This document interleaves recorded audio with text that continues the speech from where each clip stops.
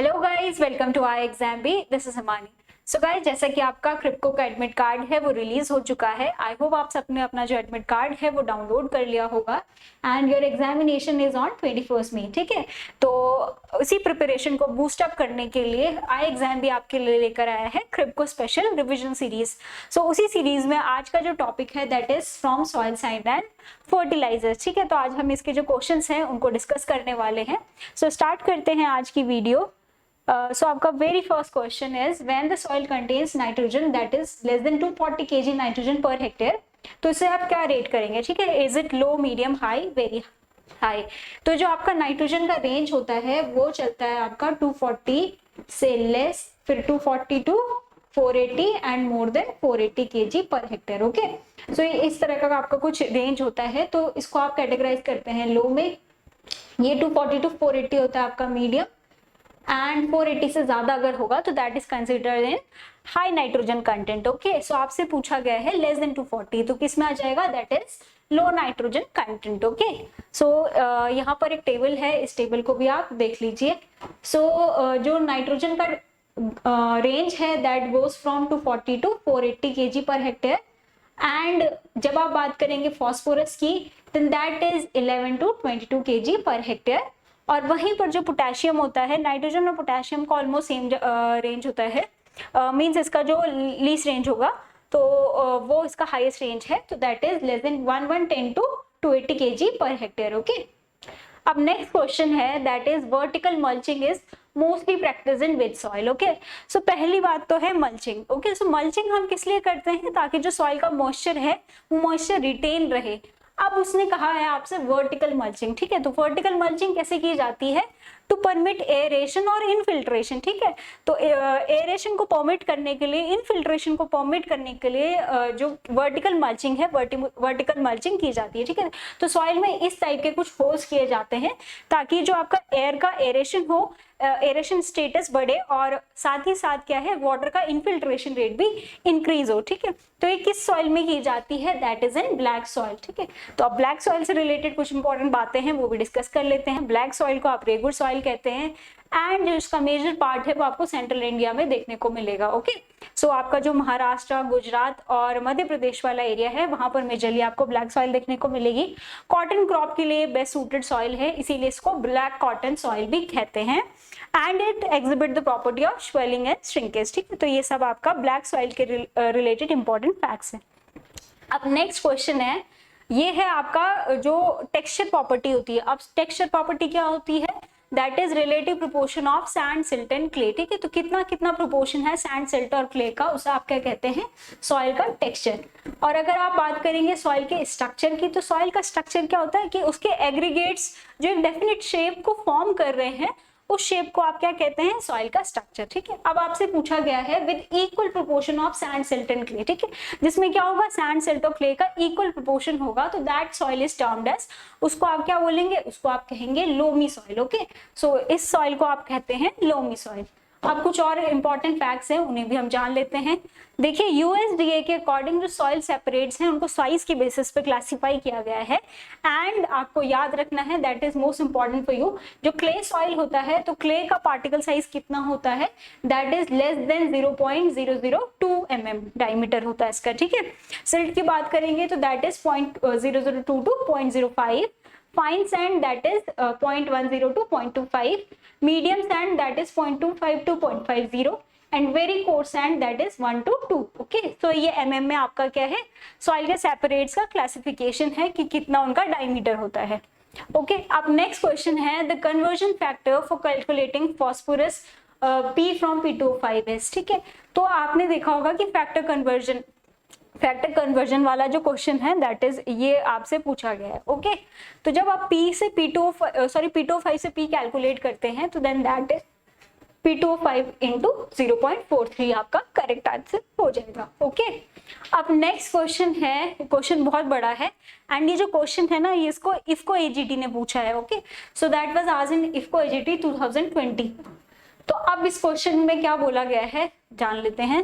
The practice of growing field crops in narrow strips. ठीक है, तो पहला पॉइंट आपने पकड़ना है that is narrow strips either at right angles to the direction of prevailing wind और following the natural contours of the terrain to prevent wind and water erosion. ठीक है, अब आपसे बोला गया है विंड एंड वाटर इरोजन से prevent करने के लिए।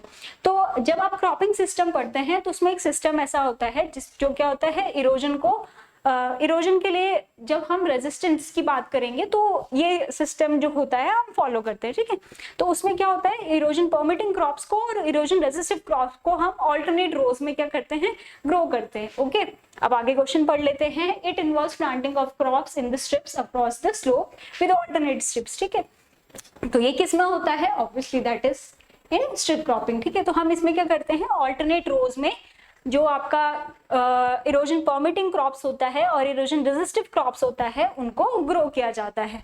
तो ये हो गया आपका स्ट्रिप क्रॉपिंग। अब मल्चिंग जैसे मैंने आपको बताया कि सॉइल के मॉइस्चर को प्रिवेंट करने के लिए, उसका जो मॉइस्चर है उसको कंजर्व करने के लिए हम क्या करते हैं, सॉइल में एक लेयर बिछा देते हैं, तो दैट इज मल्चिंग। ओके, अब ये आपका जो नेचुरल मल्च भी हो सकता है जिसको आप स्ट्रॉ मल्च बोलेंगे, या फिर आप क्या कर सकते हैं, इसमें प्लास्टिक मल्च का यूज भी होता है। ओके, तो ये आपका क्या है, स्ट्रिप क्रॉपिंग इसका करेक्ट आंसर हो जाएगा।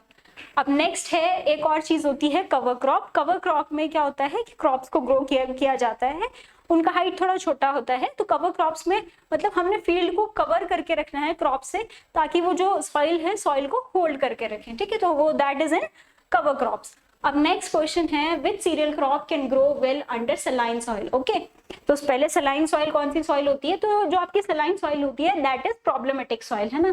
प्रॉब्लमेटिक सॉइल मतलब इसका जो ईसी होता है वो 4 से ज्यादा होता है। ओके, अब बोला गया है कि कौन सी सीरियल क्रॉप जो होती है सलाइन सॉइल में ग्रो कर जाती है। ओके, तो देख लेते हैं। फर्स्ट है Rhodes grass, sugar beet, wheat, barley. Okay, तो ऑल्दो जो आपका शुगर बीट और बार्ले होता है ये दोनों क्या करते हैं, सलाइन सॉइल में ग्रो करते हैं, लेकिन जो आपका बार्ले है तो that is the cereal crop जो आपका क्या करता है, सलाइन सॉइल में ग्रो करता है। ओके, व्हीट भी ग्रो करता है सलाइन सॉइल पर, बट दैट इज मोर, अगर आपसे पूछा जाएगा कि मोर सूटेबल तो देन दैट इज बार्ले। सो इसका आंसर क्या हो जाएगा, बार्ले। ओके, सो ये भी इफको में पूछा गया है।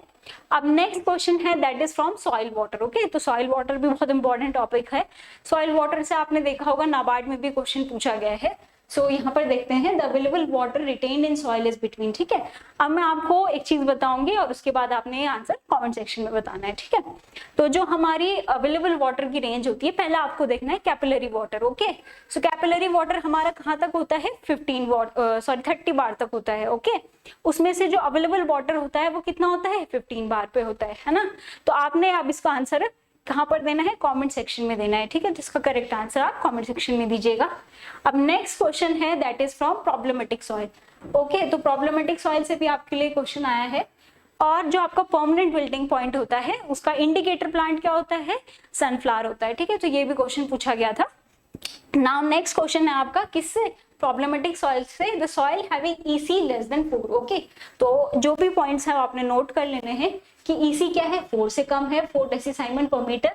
ESP क्या है, 15 से ज्यादा है, मतलब जो आपके एक्सचेंजेबल सोडियम परसेंटेज है वो 15 से ज्यादा है, तो सॉइल में जो सोडिक का अमाउंट है वो ज्यादा होगा, सोडियम का amount. And pH is more than 8.5। ठीक है, तो pH भी क्या है, 8.5 से ज्यादा है, मतलब एल्कलाइन कंडीशन होगी। तो द सॉइल इज, तो वो कौन सी सॉइल होगी, फर्स्ट है एसिडिक सॉइल। एसिडिक सॉइल नहीं होगी क्योंकि जो pH है वो pH क्या है, 8.5 से ज्यादा है। ओके, अगर आप बात करेंगे सलाइन सॉइल की, तो सलाइन सॉइल में क्या होता है कि उसका EC होता है वो 4 से ज्यादा होता है। उसमें जो मोस्ट फेवरेबल कंडीशन है सलाइन सॉइल की वो क्या होती है कि उसका जो EC होगा वो 4 से ज्यादा होगा। ओके, क्योंकि सॉल्ट्स हैं तो सॉल्ट्स क्या करेंगे, कंडक्टिविटी को प्रमोट करेंगे, तो EC 4 से ज्यादा होगा। अब एल्कलाइन है और सलाइन एल्कलाइन है, तो सलाइन एल्कलाइन में क्या होता है, जो दोनों फेवरेबल कंडीशन होती है वो इसमें प्रेजेंट होती है, सलाइन की भी एल्कलाइन की भी, लेकिन आपको जो प्रिवेलेंट कंडीशन है वो किसकी दे रखी है, एल्कलाइन कंडीशन। ठीक है, तो इसका करेक्ट आंसर क्या हो जाएगा, एल्कली। ओके, सलाइन एल्कली में क्या होगा, जो सलाइन मतलब उसका EC भी ज्यादा होगा एंड उसका जो ESP होगा वो भी ज्यादा होगा। ओके, अब नेक्स्ट क्वेश्चन है what is the process involved in aminization during nitrogen mineralization. ठीक है, तो जब नाइट्रोजन फिक्सेशन की आप बात करेंगे तो वहां पर एमिनाइजेशन प्रोसेस क्या होती है। ओके, सो जो एमिनाइजेशन प्रोसेस है, मतलब नाम से पता चल रहा है कि अमीन्स की फॉर्मेशन हो रही है। ठीक है, तो ऑप्शंस को पढ़ते हैं। Conversion of inorganic nitrogen to organic nitrogen नहीं है, decomposition of proteins into amine, amino acids and urea, ये बिल्कुल सही है। Amines and amino acids are decompose into ammonia, तो ये प्रोसेस क्या हो जाएगी, अमोनिफिकेशन, ठीक है। जब अमीन से आपके क्या बनेगा, अमोनिया बनेगा, तो इस प्रोसेस को आप क्या कहेंगे, अमोनिफिकेशन कहेंगे, ठीक है। Conversion of ammonia to nitrite and nitrate, ये क्या होगा, नाइट्रिफिकेशन प्रोसेस होगी। तो पहले क्या होगा, NH3 से आपका NO2 नेगेटिव बनेगा, ओके। तो ये किसकी प्रेजेंस में बनेगा, नाइट्रोबैक्टर की प्रेजेंस में, सॉरी नाइट्रोसोमोनास की प्रेजेंस में। एंड फिर इससे क्या होगा, NO3 नेगेटिव बनेगा, जो किसकी प्रेजेंस में होगा, that is in Nitrobacter, okay. तो ये भी इंपॉर्टेंट पॉइंट है, आपको याद रखना है कि कौन सा जो बैक्टीरिया है या माइक्रो ऑर्गेनिज्म है वो इन्वॉल्व होता है, ओके। अब नेक्स्ट क्वेश्चन है, in the presence of silica, lime and other salts in the soil, तो सॉइल का कलर आपको कैसा देखने को मिलेगा। अब बहुत सिंपल सी बात है, सॉइल में ऑर्गेनिक मैटर ज्यादा होगा तो कौन सा कलर होगा, डार्क कलर होगा, ठीक है। तो ये भी आपने ध्यान रखना है कि सॉइल में अगर ऑर्गेनिक मैटर ज्यादा होगा तो कौन सा कलर होगा, डार्क कलर होगा। रेड कलर कहाँ पर होगा, जहां पर क्या होगा, फेरिक ऑक्साइड, ठीक है। तो ये भी बहुत इंपॉर्टेंट क्वेश्चन है, ये भी बहुत बार पूछा जाता है कि सॉइल में अगर फेरिक ऑक्साइड ज्यादा है, मतलब आयरन के जो ऑक्साइड्स हैं वो ज्यादा है, तो सॉइल कौन सा कलर एग्जिबिट करेगी, तो वो रेड कलर एग्जिबिट करेगी, ठीक है। अगर आप बात करेंगे सिलिका की, तो सॉइल तब कौन सा कलर एग्जिबिट करेगी, लाइट कलर एग्जिबिट करेगी, ओके। और जब सॉइल से सिलिका रिमूव होता है तो उस प्रॉपर्टी को आप क्या कहते हैं, उसको आप कहते हैं लेटराइजेशन, ठीक है। तो सॉइल से सिलिका का रिमूवल क्या कहलाता है, दैट इज लेटराइजेशन, ओके। अब नेक्स्ट क्वेश्चन की तरफ मूव करते हैं, the percentage of NPK in FYMS, ठीक है। अब आप देख रहे हैं और आपने मुझे कमेंट सेक्शन में ये भी बताना है कि आपने कितने जो मार्क्स हैं वो मार्क्स अटेम्प्ट किए, ठीक है। तो आपने इनको आपने बिना जो आंसर देखे वीडियो को पॉज करके अपना आंसर मेंशन करना है, नोट करना है, एंड फिर मुझे कमेंट सेक्शन में पक्का बताइएगा कि आपने कितना स्कोर जो है गेन किया, ओके। फिर ये पता चलेगा कि आपकी जो तैयारी है वो कैसे चल रही है। तो आपको साथ साथ क्या है, वीडियो भी देखना है एंड आपको जो क्वेश्चंस के आंसर हैं वो खुद से पहले ट्राई करने हैं एंड अपने मार्क्स को एनालाइज करना है कि आप कितने मार्क्स स्कोर कर रहे हैं, ओके। सो 11th क्वेश्चन है, the percentage of NPK in FYMS, okay. तो FYM में NPK का परसेंटेज कितना होता है, बहुत सिंपल है, that is 0.5, 0.25 and 0.5, okay. So that is NPK, ये हो गया आपका FYM, ठीक है। एंड जो आपको याद रखनी है इसमें चीज वो क्या है कि मैन्योर और आपके फर्टिलाइजर्स में क्या डिफरेंस होता है, ठीक है। तो जो आपका मैन्योर होता है ना वो दो में डिवाइडेड होता है, बल्कि organic manure and concentrated organic manure. बल्कि मीन्स कि आपको उनको लार्ज क्वांटिटी में देना पड़ेगा, क्योंकि उनका न्यूट्रिएंट कॉन्सेंट्रेशन कम है तो उनको ज्यादा अप्लाई करना पड़ेगा। अगर उनमें न्यूट्रिएंट कॉन्सेंट्रेशन ज्यादा है तो उनको कम अप्लाई करना पड़ेगा। जैसे कि हो गए आपके ब्लड मील है ना, बोन मील, तो ये किस में आते हैं, जो केक्स होते हैं वो आते हैं आपके कॉन्सेंट्रेटेड ऑर्गेनिक मैन्योर में। वहीं अगर आप बात करेंगे किसकी, बल्कि ऑर्गेनिक मैन्योर में, तो इसमें आता है आपका FYM कंपोस्ट, ये सब आपके किस में आते हैं, बल्कि ऑर्गेनिक मैन्योर में आते हैं। जब आप बात करेंगे फर्टिलाइजर की, तो जो आपका इनऑर्गेनिक सोर्स है जो आप अप्लाई कर रहे हैं, ठीक है, जो सिंथेसाइज्ड सोर्स है और प्लांट की ग्रोथ के लिए उसे अप्लाई कर रहे हैं, तो उसे आप फर्टिलाइजर कहते हैं। फिर फर्टिलाइजर आपका ऑर्गेनिक भी हो सकता है, इनऑर्गेनिक भी हो सकता है। ऑर्गेनिक फर्टिलाइजर जैसे कि यूरिया, लेकिन यूरिया क्या होता है, लेबोरेटरी में सिंथेसाइज होता है या सिंथेटिकली प्रोड्यूस होता है, इसीलिए उसे ऑर्गेनिक फार्मिंग में यूज नहीं किया जाता है। लेकिन यूरिया आपका एक ऑर्गेनिक फर्टिलाइजर होता है, ओके। नेक्स्ट क्वेश्चन है, the process of conversion of organic form to inorganic form of nutrient element is called as, तो क्या बोलेंगे इसको, ऑर्गेनिक फॉर्म से जब इनऑर्गेनिक फॉर्म में कन्वर्ट होता है तो दैट इज मिनरलाइजेशन, ओके। अब नाइट्रिफिकेशन कौन सी प्रोसेस है, सो नाइट्रिफिकेशन आपकी प्रोसेस है जो हमने पहले डिस्कस करी कि आपका अमोनिया से पहले नाइट्राइट बनता है, फिर उसके बाद नाइट्रेट की फॉर्मेशन होती है, तो दैट इज नाइट्रिफिकेशन। डीनाइट्रिफिकेशन, ये भी आपके लिए इंपॉर्टेंट क्वेश्चन है, ये भी क्रिप्को में पूछा गया है कि प्लांट के लिए वेस्टफुल प्रोसेस कौन सी है, okay. So that is denitrification, क्योंकि एक टाइप का लॉस है। लॉस क्या है कि जो आपका नाइट्राइट और नाइट्रेट होता है वो एटमॉस्फेरिक नाइट्रोजन में कन्वर्ट हो जाता है, तो that is denitrification, okay. Mineralization में जो आपका क्वेश्चन आपसे पूछ रहा है वोलेटिलाइजेशन, ये भी क्या होता है, नाइट्रोजन का एक टाइप से लॉस होता है, ठीक है। अब नेक्स्ट क्वेश्चन है, the saline and alkali soil fall in which order, ठीक है। तो ऑर्डर याद करने की ट्रिक आप सबको पता है, दैट इज आगामी हाउस, ओके। तो 12 सॉइल ऑर्डर आसानी से याद कर सकते हैं। अब पूछा गया है सलाइन एंड अल्कली सॉइल्स का, बहुत आसान। सलाइन अल्कलाइन कंडीशन कौन सी होगी? एरिड कंडीशन, है ना। तो एरिडी सोल आपका क्या हो जाएगा? सॉइल ऑर्डर हो जाएगा। जब आप बात करेंगे तराई सॉइल की, तो दैट ऑर्डर इज मॉलीसॉल। जेलीसॉल आपका कौन सा सॉइल ऑर्डर होगा? जो जिनमें क्या होता है? पर्माफ्रॉस्ट वाली लेयर होती है, ठीक है, हमेशा फ्रॉस्ट से कवर्ड रहते हैं वो। एंटीसोल आपका जो रिसेंटली फॉर्म सॉइल ऑर्डर है, तो दैट इज एंटीसोल, ठीक है। अगर आप बात करेंगे कि ऑर्गेनिक कॉन्स्टिट्यूएंट ज्यादा है, तो दैट इज हिस्टोसोल। और अगर आप बात करेंगे वर्टिसोल, तो वर्टिसोल क्या होता है? ब्लैक सॉइल का सॉइल ऑर्डर होता है, एंड उसमें जो प्रीडोमिनेंट मिनरल होता है ब्लैक सॉइल में, वो आप मुझे कमेंट सेक्शन में बताएंगे। ओके, अब नेक्स्ट क्वेश्चन की तरफ मूव करते हैं, that is which one of the following element is not essential for plant growth, ठीक है। तो आपको पता है कि 17 इसेंशियल प्लांट न्यूट्रिएंट होते हैं, है ना। तो वो क्या होते हैं? 9 और 8। 9 क्या होता है? CHO, NPK, CAMGS। तो ये हो गए आपके मैक्रो न्यूट्रिएंट जो लार्ज क्वांटिटी में चाहिए होते हैं। एंड अगर आप बात करेंगे माइक्रो न्यूट्रिएंट जो जिनको लेसर क्वांटिटी में प्लांट को रिक्वायर होते हैं, that is FeMn, copper, zinc, BMO, ClNi, है ना। तो अब इसमें कौन सा जो न्यूट्रिएंट है वो प्लांट के लिए इसेंशियल नहीं है, तो दैट इज सोडियम, ठीक है। तो ये प्लांट के लिए इसेंशियल नहीं है, ये प्लांट के लिए बेनिफिशियल न्यूट्रिएंट उनकी कैटेगरी में आता है, ठीक है। So that does not fit in the category of essential nutrient. वो इसेंशियल न्यूट्रिएंट आपके 17 है, उसमें जो आपकी मिनरल है वो आपके 14 है। ओके, अब नेक्स्ट क्वेश्चन है, which legume crop can not fix atmospheric nitrogen. तो कौन सी लेग्यूमिनस क्रॉप है जो आपको जो एटमॉस्फेरिक नाइट्रोजन को फिक्स नहीं कर सकती, ठीक है। तो पहला ऑप्शन है ग्राउंडनट। ग्राउंडनट से आपको जो इसकी प्रॉपर्टी होती है गाइनोफोर पैगिंग, ये आपको पता होनी चाहिए, ये भी इंपॉर्टेंट क्वेश्चन है। फिर आता है आपका क्लोवर, जिसको आप इजिप्शियन क्लोवर भी कहते हैं। नेक्स्ट इज काउपी, ओके, और आपके पास ऑप्शन है राजमा, ठीक है। तो ये सारी आपकी क्या है? ये तीनों आपकी नाइट्रोजन फिक्सिंग क्रॉप है।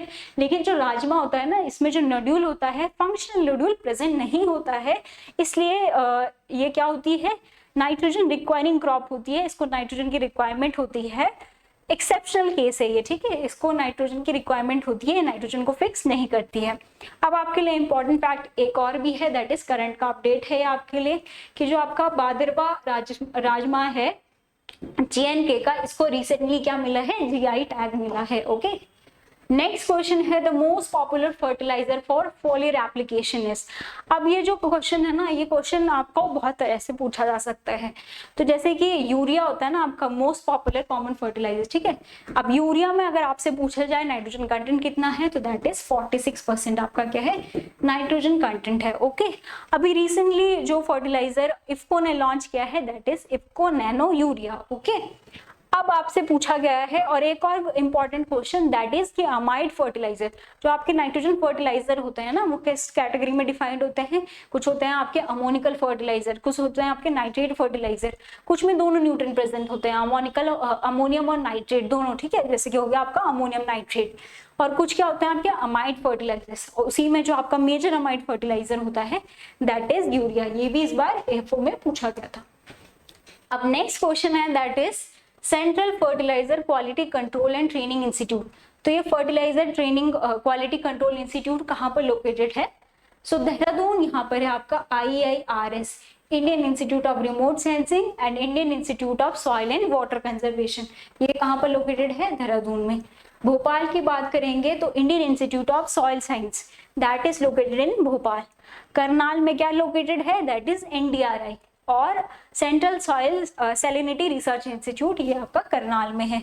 जब आपसे पूछा गया है fertilizer quality control and training institute, तो दैट इज इन फरीदाबाद। ये कहाँ पर लोकेटेड है? फरीदाबाद में लोकेटेड है। ओके, अब नेक्स्ट क्वेश्चन है न्यूट्रिएंट डेफिशिएंसी से, that says bitter pit in apple is due to the deficiency of, ठीक है। तो बिटर पिट किसकी डेफिशिएंसी से होता है? सो एक ऑप्शन है आपके पास calcium, zinc, manganese and nitrogen, ठीक है। तो नाइट्रोजन से बटनिंग इन कॉलीफ्लावर, है ना। मैग्नीज से, जिंक से खैरा होता है।